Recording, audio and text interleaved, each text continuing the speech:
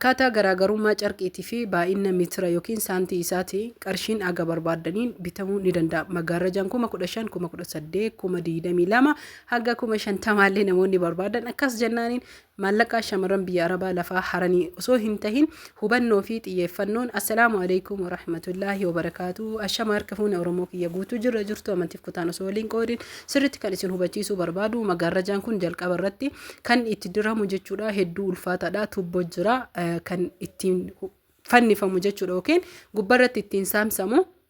Miidhaginaafis tahee akkasuma immoo bareedinaa fi namni jechuudha maggaarrajaa kana keessa akka luqqa'u naa godhi warri jettanii na gaafattan sirriitti kan isin hubachiisuu barbaadu. Akka keessa luqqa'utti wantoota itti godhame yookiin ammoo bifa geengootiin uumame akkuma ka biyya Arabaa san tahee garuu ammootuyyuu ka biyya keenyaa kun hedduu mijataadha. Haalaan margitan kanaan fannisaa jirra. Maggaarrajaa 3 ajajame hunda isaatu tokko tokkooti kan fannisee isin agarsiisuu fi manni ammoo xiqqaadha akka nu barbaannu sanitti guddatee mul'achuullee baatu baay'ee guddaa kan tahee fi ammoo saalona biyya keenya mitirii 3 fi walakkaa jechuun girgiddaan gara tokkorraa gara tokkotti mitirii 4 hin caalu waan taheef jidduu kana balbala jira. Inni walitti deebisuudhaan hedduu miidhagaa. Mee hanga xumuraatitti ilaala hordoftoota fi kabajamtoota kiyya warroonni jechuudha maggaarrajaa har'aa kana jechuu filattanii fi jaalattan qofti lakkoofsa bilbilaa kiyya duwwaa 978 15,72,75 WhatsApp Telegraamadhaan heloo jechuun na ajajadha. Gaafii qofa osoo hin ta'in ajajaaf warri dhuftan. Inni kun kan ajajame jechuudha haadha ofii nama qaalii fi nama gaariitu ajaje. Kanaaf mee saamsine yookiin fannifnee waliin laalla. Diizaayinii illee diizaayinii tokkicha fakkeenyaaf yoo ani kana suuraa isinitti erge kana qofaa miti.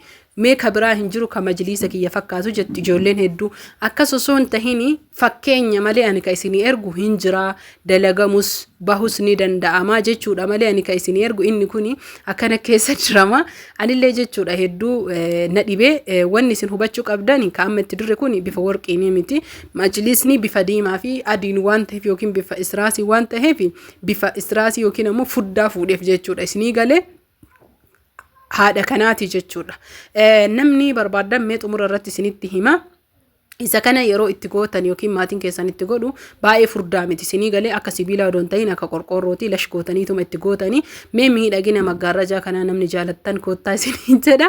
Akkanatti tartiiba akka qirxii inni godhatu jechuudha. Cabsaa haalaan argitan kanaan argitanii haala kanaan eegaa tartiiba isaa itti dirraa jechuudha. Waan baay'ee nama dhibuu miti akka rifeensa ummanni kamiyyuu Kooriyaa moo maali rifeensa shamarran isaanii haala kanaan miidhagina jechuudha. Akka namni keenya dhayatu garuu isaan tasriihaa yookiin ammoo bareedina rifeensaa hojjetatanii jedhan haala kanaan akkanatti fayyadamanii eegasi waan akka mukaa yookiin waan akka sibiilaa keessa akkana diranii haaluma saniin jechuudha. Maggaarrajaan kuni hedduu bakka namatti tola garuu carqii isaatu carqii bareedaadha.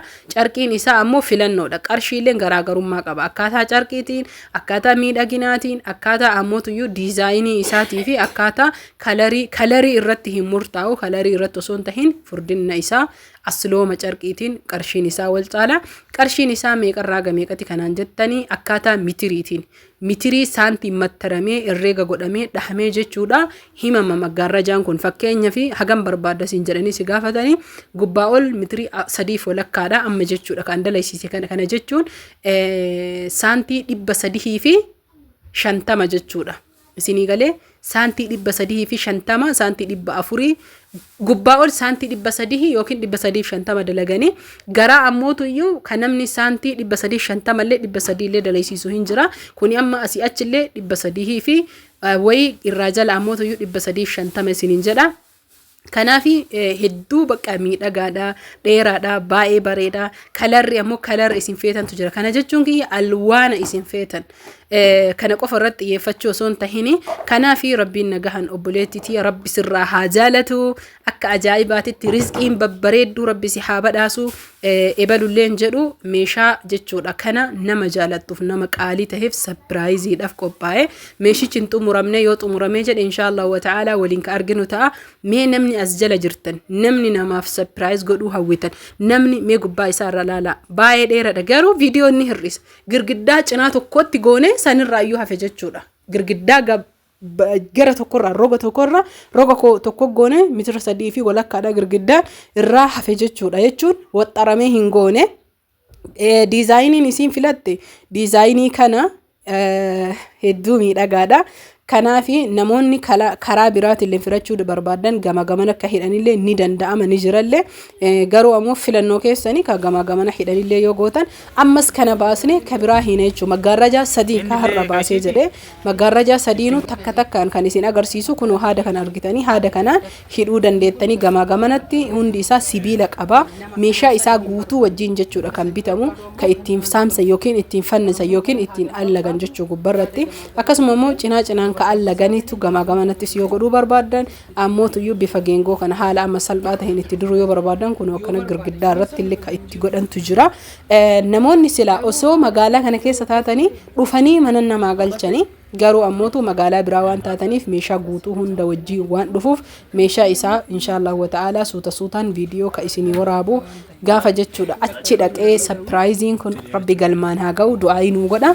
Mee namni surprising namaa godhuu barbaadan nama jaalattan nama qaalii haadha ta'uu obboleetti haa ta'uu abbaa haa ta'uu du'aa micatti tanaa godhaa fi rabbiin yaada muraada isii haa guutu wallahi hedduu dinqisiifadhee maa jennaan namni marti kana yaadullee rabbiin yoo waliin namaa qabe malee namaan guuttullee erga maggaarrajaa kana fannifnee geessine kunoo isa kana isin agarsiisuu barbaada. Carqii keessa naa haadiramuu jette hin ulfaatu yaa jamaa wallahi alazim cabsuu an hin danda'u jechuudha. As keessa naa haadiramu warri jedhan inni kuni hin hir'ifamallee hin dabalallee achi keessa waan akka kirrii wayiitu jira. Isa san yoo ol harkifnee jenne hin hir'ifamallee garuu ammootu yoo wanni kun keessa galaa jechuudha. Iftaani gaafa inshallah rabbiin fedhee jedhe yoo kanarra nu argisiisi jettan kanarra ifa godhee isin argisiisa. Isa kana keessa tubboon isaa waan akka uleeti garuu tubboodha. Waan akka ulee haa ta'u malee tubboodha. Isa keessa dirama hin cabsa jedhee cabsuu dadhabee qallaalii kanaan ulfaatu isiniin jedha. Maashaallah rabbi nagaanitti si galchu. Anuu lakkaa maggaarrajaan hagana ulfaatan seene wallahi madaabaraa keessa noo kaayan isiniin jedha feestaalli hin danda'u jedhanii maggaarrajaa sadii walirra akka ajanyee baasne isa kana kalarii adii fi diimaa sukkaari adii illee miti sukkaari asii ol fuudhuu dadhabee garuu ammootu iyyuu alhamdulillahi rabbil alamin rabbiin amaana nama bakkaan ga'u anallee na haa taasisu isinillee ammoo rabbiin warra argitanii yaada muraada isinii guutee bitataa ta'u an dadhabee jenna asitti obboleessi kiyyanarraa fuudhee haa galatoomu innu giddi wajjin taaggalaa jira dadhabee irjiin kufuuf taha. Kanaafi inshallah wa ta'ala namoonni maggaarrajaa barbaadan maggaarrajaa haala kanaan hubattanii abbaa feetanirraan ajajattanii abbaa feetanirraan bitattanii sun mirga keessan garuu akkaataa maggaarrajaa beekuu qabna. Garaagarummaan carqii isaatiin diizaayinii fakkeenyaaf ka barbaadde yoo ergite murteessan carqiidha. Carqii murtaahaa tahee fi carqii bareedaa tahe filadhaa. Sinii galee jarattis carqii hedduu haphii ta'e hin bitinaa. Maa jennaanin isinin fayyadu isa kana fakkeenya tabarakallah maggaarrajaa haga maa ajachiiseef bite keessa wanni haga maggaarrajaa kana carqiin isaanattul miidhaginni isaanattul hin jiru isinin jedhu. Naa hubaddaa sirriitti calanqisaa kana yookiin bifa warqii kana osoo hin tahin carqii isaa ija keessanii laala kaamiraadhaan hedduu furdaa hedduu miidhagaadhaa hundi isaatu osoo furdaa ta'uu kun keessa akka jabaataa jechuun isinii hima. Gaasii yaasan yookiin ammoo tuyyuu isa kardaaddaa jedhaniin sanii baay'ee miidhagaa kan ta'edha. Maashaallah rabbiin nagaan irraa bulchuu itti haa galchuu isiniin jedha. Maggaarrajaan kuni majliisa almuuniyeemii wajjin hedduu bareeda. Qarshii isaallee laaltanii tumaan ijoolleen hedduun osoo majliisa almuuniyeemii warra ajajattan maggaarrajaa kana ajajattanii baay'ee natti tola. Akkaataan hojii isaas akkasuma ammoo tuyyuu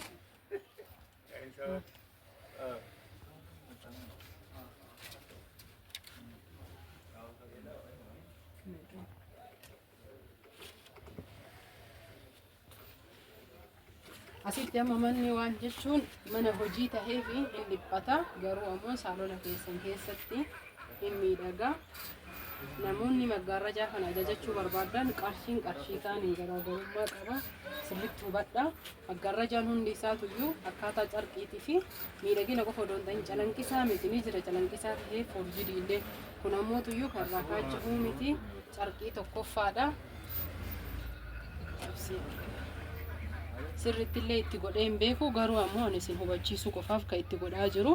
Inni kuni carqii irraa kaachahu yookiin ammoo irraa luqqa'uu miti baay'ee aslii ka taheedha isinin jedha sirritti hubattanii calanqisa maqabaateef hin ajajatina kun carqii isaa ija keessanii ilaala haga inni furdatu haga inni bareedu akkasuma immoo calanqisaan isaallee akka irraan buqqaane ija keessanii ilaala ka luqqa'uu miti kanaaf calanqisa majettanii ka akkanaan ajajatina carqii isaa filadhaati carqii isaa ajaja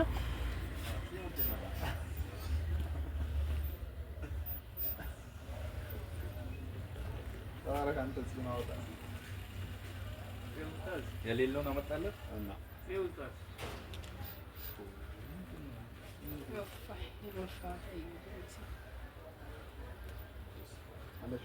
walumaa galatti suutaanii hojiin hin jawaata